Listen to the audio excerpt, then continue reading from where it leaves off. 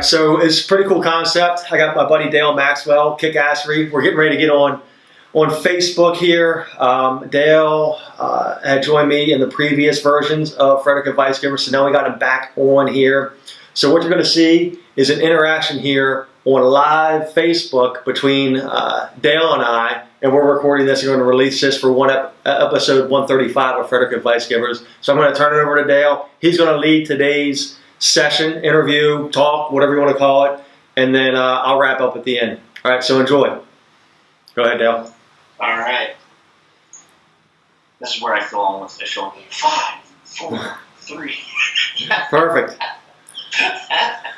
Hey everybody, welcome to Kickassery. I've got a kick-ass guy on here. I'm very privileged to have Eric on here.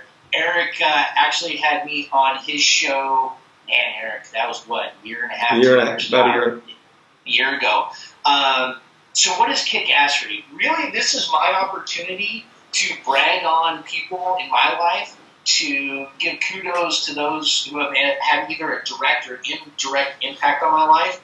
And Eric really has. Eric he doesn't know this yet, but when he had me on his Frederick Advice Givers, which is a podcast that he has done for how long, man?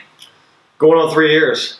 There you go. And he's been very, very successful with it. He created a magazine from it, and he asked me to be on there through a third-party person that introduced us. And come to find out, we lived right across the street practically from each other, and we didn't even know it. And what was awesome about it, Eric, is this is my kudos to you, man, and this is my bragging on you, is that we ended up talking about body language. Mm-hmm. And your interview skills are very, very solid, and you're very good at that. And it kind of brought that back out of me, because I hadn't really talked about body language. It hadn't been a thing in the forefront or top of mind for me for years and years and years. And just having the opportunity to just sit down and BS about it and have fun and talk about it really brought it to the forefront. Now, fast forward a year and a half, now this is something that I'm pursuing very strongly. So I have to say thank you, man. And so with all that said, what's your 30-second pitch? What's your element? Who are you? What do you do? Might take a little bit longer than 30 seconds, but I'll give you my pitch. So since you led with Frederick Advice Givers, it's something that Frederick Advice Givers is my passion project to give back to other local business owners and entrepreneurs, where we have a platform, Advice Givers, which is a podcast. Before I started Frederick Advice Givers, I did not know what a podcast was. So we released 122 episodes, just the audio version, which was on iTunes, Stitcher, iHeartRadio, all those versions. So watching other entrepreneurs like Gary Vaynerchuk, Johnny Dumas, those guys, I saw where video was such a key component. People retain information differently. They do it visual, audio, and reading. So we had the magazine, like you mentioned. We had the audio podcast. Just this month, we're releasing our third episode this week, fourth next week, obviously. We've added a video component to Frederick Advice Givers, so we're also on Facebook. So where we would get, hundreds of downloads, now we're getting thousands of views. Okay, so what we can do with that full interview, and we're getting interviewed, we're recording this now, we're doing a kind of a dual thing here. We can cut it into 30-second snippets or 3-minute snippets to promote that business owner. Okay, so not only do they have the audio version now they've got the video version they can take out to their audience, post on their Facebook page. So that's the Advice Givers. And the other thing I'm really passionate about that we started this year, February 22nd of last year, was Impact Club. So the Impact Club is, for all intents and purposes, is crowdfunding to benefit local charities, and I stress local charities. We were the third Impact Club in the nation. There are 16 now.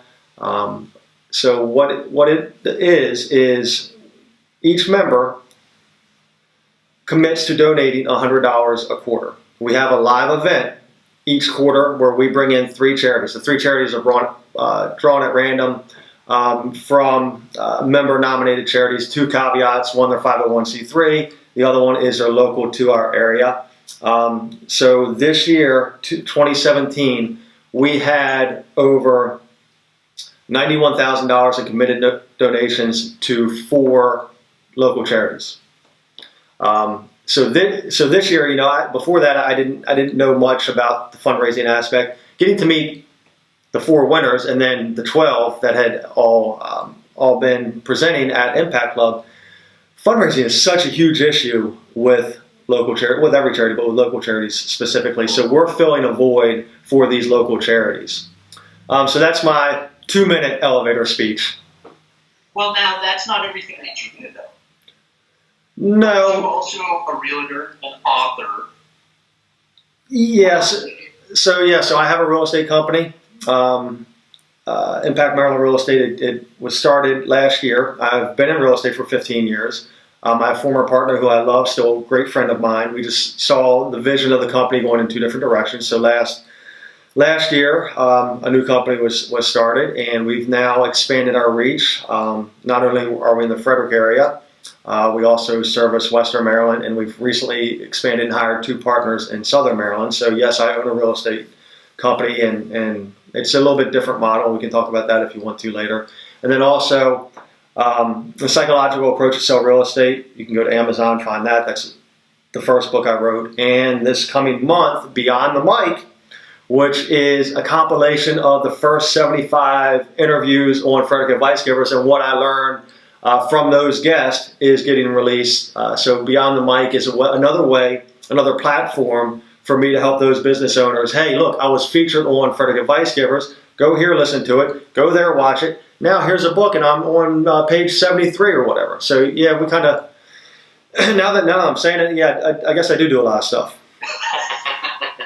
Dude, you do, man. And dude, we don't know each other great, Right.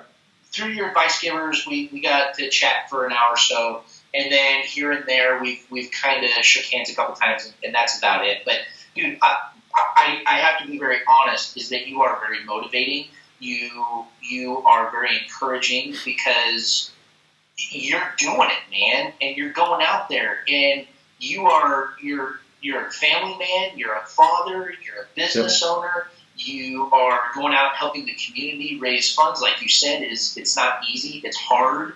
It's a process, and dude, you're so encouraging because you're showing that shit can happen and it's okay.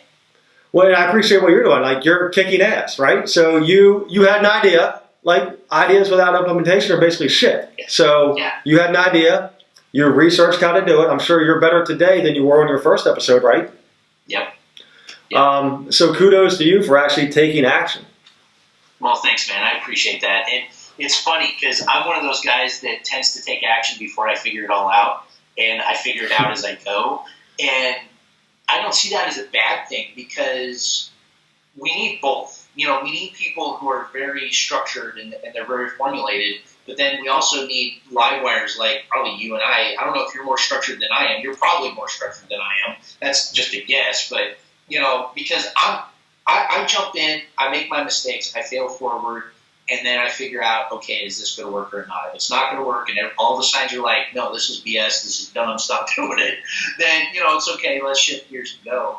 Are you more structured? Do you go into it having a formula, or are you done like me and just jump in and make it happen? I am somewhat more structured, where I'll write out, the end goals and the steps to get there. But the steps are always changing as we're implementing. The acronym for FAIL is the first attempt in learning. Yeah. The first podcast we did, I was scared shitless. For lack of a better term. I hope Facebook doesn't ban us or whatever. And so I do have structure in my day. I'll wake up. I write my morning musing, which is a daily email newsletter. So I also do that. That goes out to my audience sometime. I'll write it between 5 and 6 in the morning. Today I wasn't actually able to get it out because I had to prepare for you, so we'll do it a little bit later on in the day. So I do have structures of content, and that's basically how I grew my real estate business, how we're growing Advice Givers, how we're helping Impact Club, how we're helping other charities, why we're now doing video is the 3 C's that I always harp on: consistent, compelling communication. Okay? I publish a monthly newsletter. Well, I publish a monthly newsletter for all my partners in my real estate company. So it's consistent, compelling communication, moving you, your character, your belief, and your vision forward to your audience. So yes, there is structure. Like I've got deadlines to get stuff out, and that's the structure that I have. Now, is it always a linear line to that deadline? No, absolutely not. But I've got the deadlines of stuff I want to get out. That's awesome, man. That's something, you and I were chatting just before we went live, and that's something that I'm constantly working on myself, because I am not the most consistent person. Ask my wife, she'll tell you all day long. And yet, I've got my big calendar up here that I'm working on, and I look at it every day. And I noticed, Eric, one of the things that I'm not good at on the consistency side is, I noticed last week I got lost, and I got way off of where I was going. And so I sat down Monday. I was like, okay, what the hell what broke? What didn't work out so well? And I sat down, I was like, you know what? I wasn't looking at my calendar, and I wasn't doing my morning rituals, And so Monday I sat down and I got up the time I needed to, and I started doing that. And it's only Thursday, but I feel like I'm accomplishing way more already in the first 3 days of the week than I did all last week. So yeah, man. And you have so much going on. You have to be there. And everybody gets lost, Dale. I mean, everybody, they've got that trigger, or and what we do, it's the highs and the lows. You have to manage the highs and get through the lows.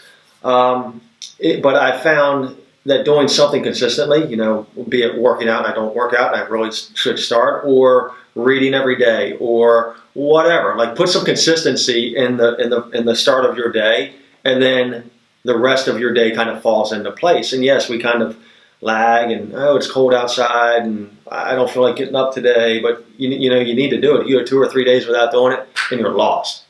Yeah, absolutely. So so consistency keeps you on track. You set your deadlines and you outline how to get to your deadline.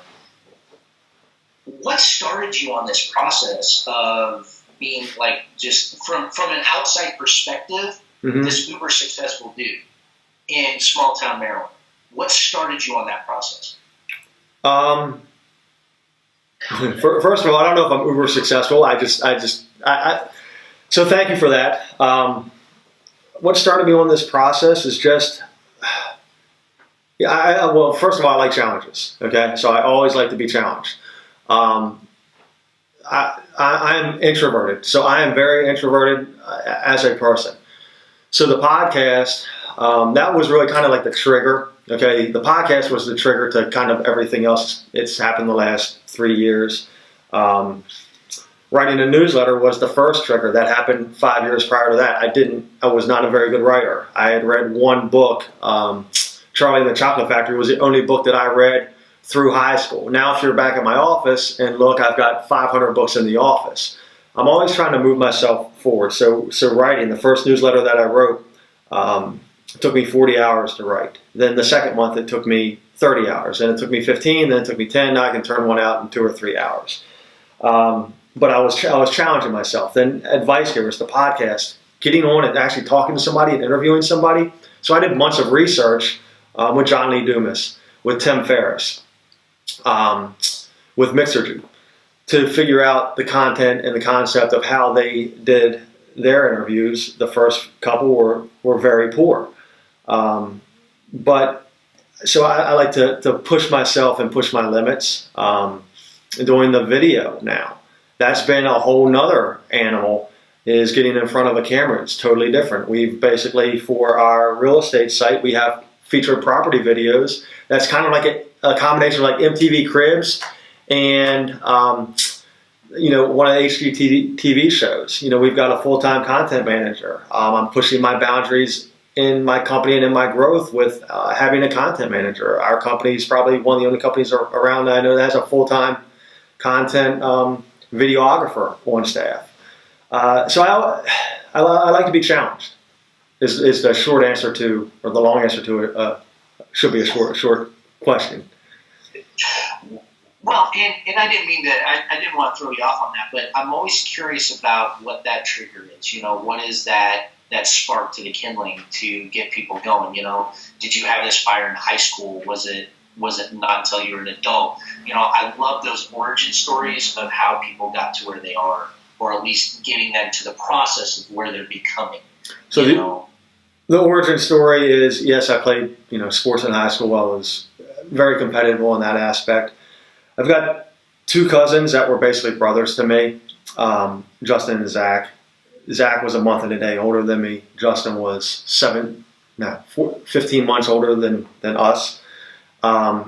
Zach, one of the best guys you'd ever meet, most humble guys, but also the smartest guy in the room. And you knew that immediately when you met him, but he didn't come across that way. Zach, Notre Dame, MIT, CIA, his name is actually on the Mars rover.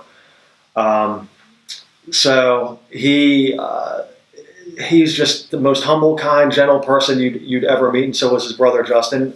Zach was in a boating accident on July 4th, 2011, and passed away. I wear a bracelet every day. WWZD. What would Zach do? So when that happened, I mean, it's tough, and it still is tough to this day. But I saw the impact at his funeral, the amount of people that were there, and just the outpouring of gratitude that they had, that Zach in his 35 years in his life had touched so many people and made such a difference in their life. I don't want to be known for the real estate aspect of what I do. I mean, that's great, and I love helping my buyers and sellers, and it provides a great living for my family, and I'm trying to help my partners grow their business, and that's all well and good. But at the end of the day, my two sons, and Justin too. Justin, he was a tutor. He had tongue and jaw cancer and passed away May of 2016, and at his funeral in California. It was also packed, and the priest, minister, asked how many people have been touched or directly affected by Justin, and everybody, had been taught something from Justin. So I want to be known as somebody that gives back to my community, that gives back to other business owners, and then on top of that, advice givers giving back to business owners, also giving back to charity. So that's why our company, we have such a philanthropic arm where we give back to the communities that we're involved in. So seeing my two cousins and the impact that they had on other people's lives has kind of turned the course in mind to not so much worry about Eric and what Eric's doing, but to worry about how I can make a greater impact with my community, basically. You're building your legacy. Trying to, yes.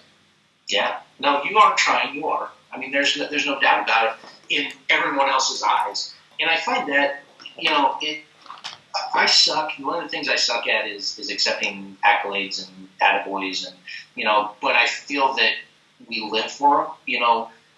I'll do really dumb work, and I'll work really, really hard for an attaboy versus $1 or $2. But then again, I struggle with accepting those accolades, and I feel that majority of the folks that are truly trying to make an impact on their community and create that legacy, not purposefully, but they are usually like you are, very humble. You're willing to get out and make it happen, but you'd rather give the credit to someone else. And that's a good leadership quality. So tell me about the book you're talking about writing. So I'm gonna flip the script on you here.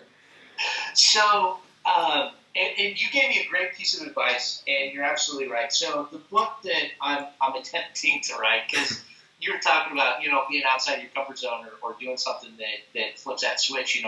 I've been talking about writing a book for 15 years, right. And fear is preventing me from doing it. Lack of self-confidence. So basically, what it is as you know from your show, body language is something that I've been doing since I was in 8th grade, freshman year in high school. And as I was going along, I was like, okay, I think I'll write a technical book. I'll write, okay, so if I do this, then this, and then, the cause and effect of it all. But then, like I was telling you earlier, I was like, I have a whole shelf of those books. it does, and that's not me. I'm not a technical educator. I feel that I do well at educating people, but I'm not a technical educator. So I think what I'm doing, man, is, and this may change tomorrow, but I think what I'm going to do, or what I'm doing, is I'm flipping it a little bit, and instead of being more of a technical body language book, it's going to be more of a conversational book. Meaning that, how do you be a good conversationalist? How can you be a good communicator to build the major relationships? And you, as a salesperson, specifically in real estate, you're building micro relationships every single day. Mm-hmm. And how do you do that quickly? And how can you build those micro relationships as quickly as possible and as honestly as possible? And I think that's more the direction I'm going, because that's more of what I talk about when I do this. So can I offer one piece of advice? Please do. So I think you could do yourself well, and I think it will come about quicker, is by sharing the stories of the people that you've met that have either influenced you and or you see positive body language, and then give and it doesn't have to be long. Like a book doesn't have to be 300 pages. You maybe pick out your top 8 people, go to them, talk to them, and then use their story or use their example as the point that you want to get across in that chapter. And then you've got your 7 or 8 fundamental strategies for body language success, but you're using it through story. Okay? That's why you kick ass. You're using it through story. And that's what we found with the Impact Club, is that the winning charity, the charity that gets that quarter's donation, which the last one was over $26,000, it's the person that can tell the most compelling story to connect with the audience and to pull at the heartstrings that gets the majority of the votes and ends up winning that. So by using other people as examples, pulling out their story, and then at the end, or transition it from A to B to C to D back to A, transition it to the point that you want to get across in that chapter. But people are going to remember, Susie with XYZ, she did this for Dale. She's not going to remember the specific fundamental principle. She's going to remember the story that got you to the fundamental principle. Dude, that's awesome, man. So that's awesome. And thank you. Because this is something that I've been struggling with, is that I'm a storyteller. I'm an orator. I'm not a writer. I'm not a technical person. And so having these conversations, which is what Kickassery has become, is conversations between myself and people who just are amazing like yourself, that I do goosebumps right there. Well, you don't need to write. You don't need to write.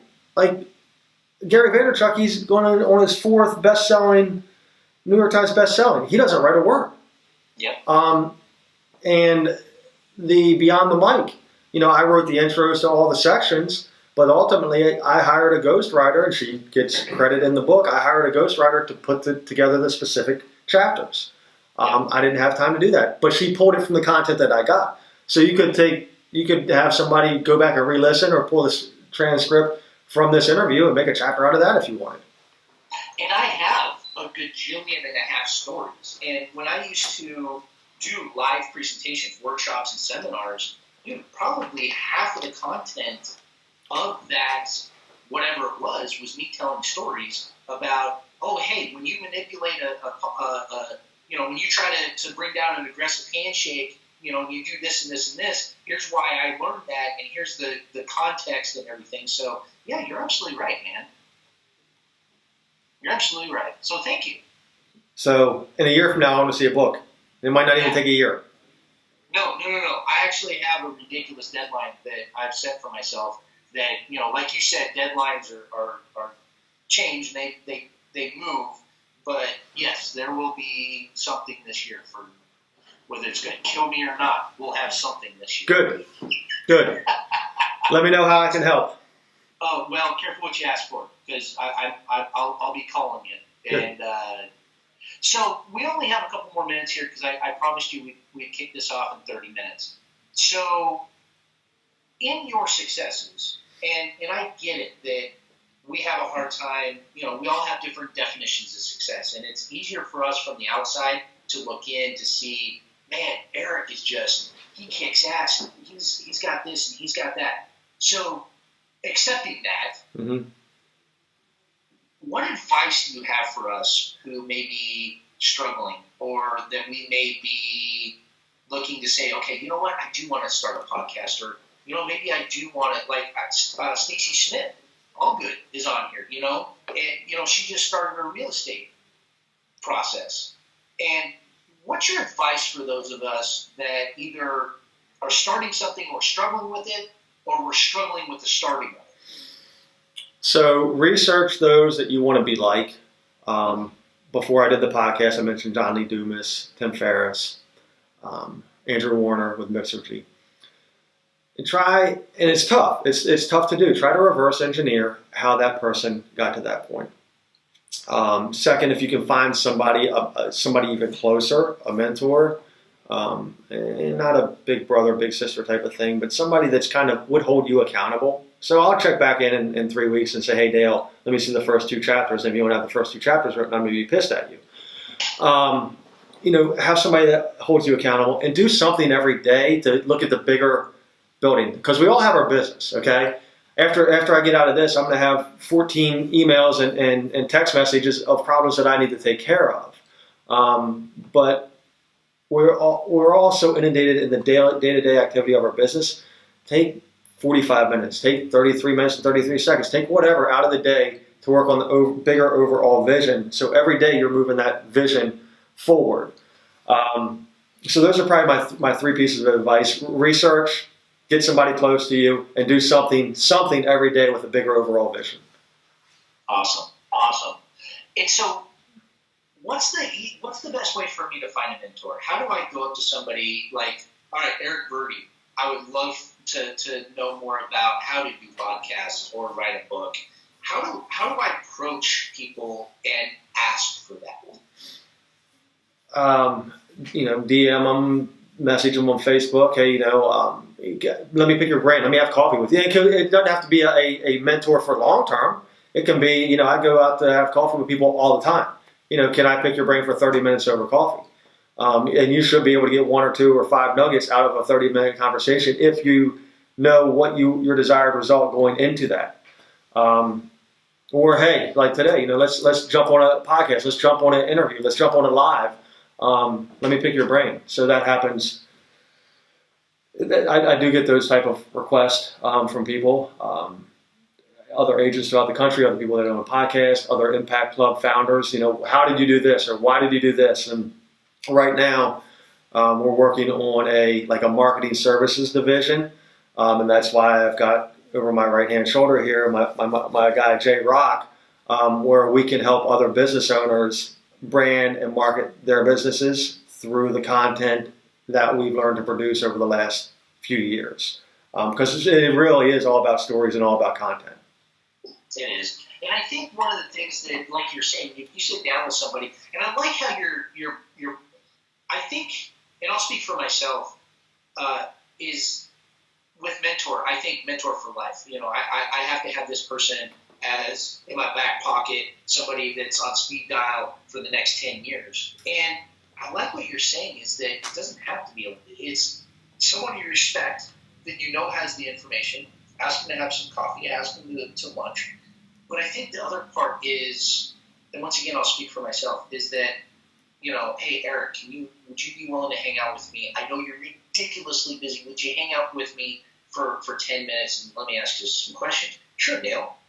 I have a tendency of allowing myself to get starstruck a little bit, and I may not be as present as I could be in that 10-minute, 15-minute, 20 minutes. And I think that's something very, very important for us, is to be present, be here, and absorb what's being said. Okay. Yes, you gotta be present, be here. I totally agree, and it could be, you have a 30-minute conversation or an hour lunch, and then maybe you can check in and say, hey, what do you think of this, or text message or DM or whatever. And somebody. So what I've found, I've got Teresa Kuhn. She's a financial advisor out of Texas. I consider her one of my mentors, great friend. I haven't talked to her in 5 months. But I know if I need something or if I have a question, Teresa will be there for me. Ryan Fletcher, same way. He's a co-founder of the Impact Club with me. we have more of an ongoing conversation. But if I ever need something, I can reach out to him or Teresa. There's other people. Dr. Minicall is a great friend of mine, a great example that there's people that you look up to, and at certain points in your lives, you might want somebody for business, somebody for health or whatever. But hey, I'm struggling now. Can you help me? Awesome. And not let pride jump in the middle of all that and say that because this is my thing. I can do it. No, I can't. And that's just dumb. And I need to stop and ask. Right. So, Eric, our time's at the end.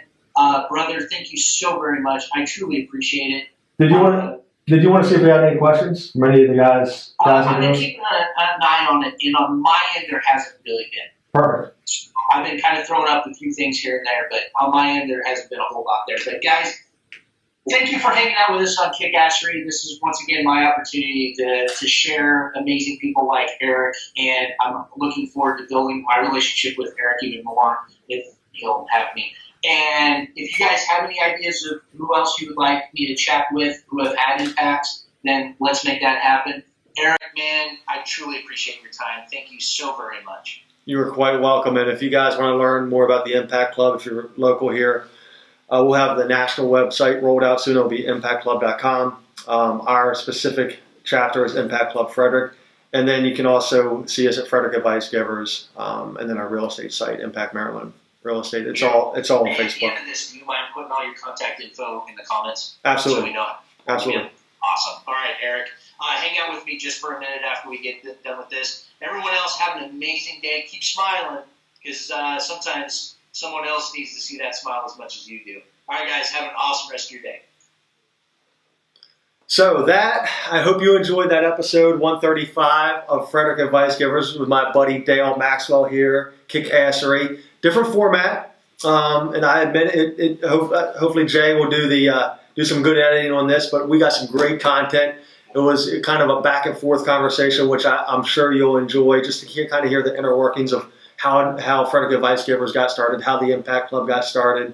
Because I don't really talk about that too much on Frederick Advice Givers. So I hope you enjoyed this episode, and we are out.